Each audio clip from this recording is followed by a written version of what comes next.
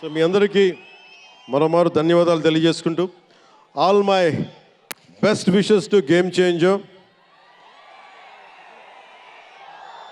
All my best wishes to Shankar ji, best wishes to Dil Raju garu, my love, my best wishes to all the actors.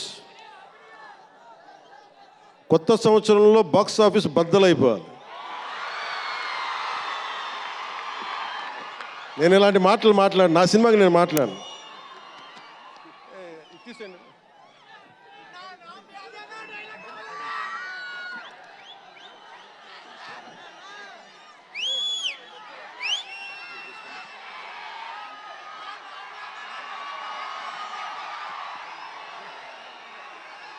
మీరేం చేస్తారో తెలీదు. మగధీరుడు అల్లూరి సీతారామరాజుగా మొత్తం జీవించేశాడు.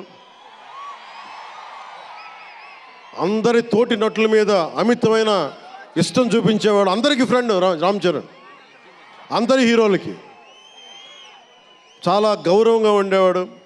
సంవత్సరానికి 100 రోజులు మా నాన్న ఏ పేరు మీద ఏం తలుచుకొని పెట్టాడో తెలియదు, కానీ 100 రోజులు, సంవత్సరంలో 365 రోజులు, కనీసం 100 రోజులు అయ్యప్ప స్వామి మాల అంటాడు, ఆంజనేయ స్వామి మాల అంటాడు.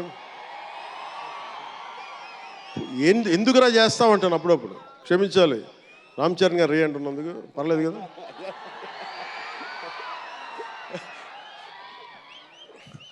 అంటే ఎందుకంటే నాకు బాధ్యత తప్పకుండా ఉండటానికి, నియంత్రించుకోవడానికి, అహంకారం రాకుండా ఉండటానికి, ఎప్పుడు చూడండి చెప్పులు లేకుండా ఉంటాడు.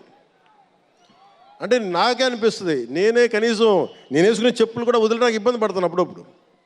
అలాంటిది రామ్ చరణ్ చెప్పులు లేకుండా, మామూలు హీరో కాదు, హాలీవుడ్ దాకా వెళ్ళాడు, ఆస్కార్కి వెళ్ళాడు.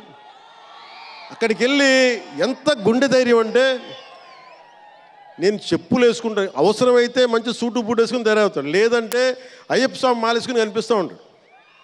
అంటే వ్యక్తిత్వంలో ఎంత బలం ఉండాలి ఆ వ్యక్తికి.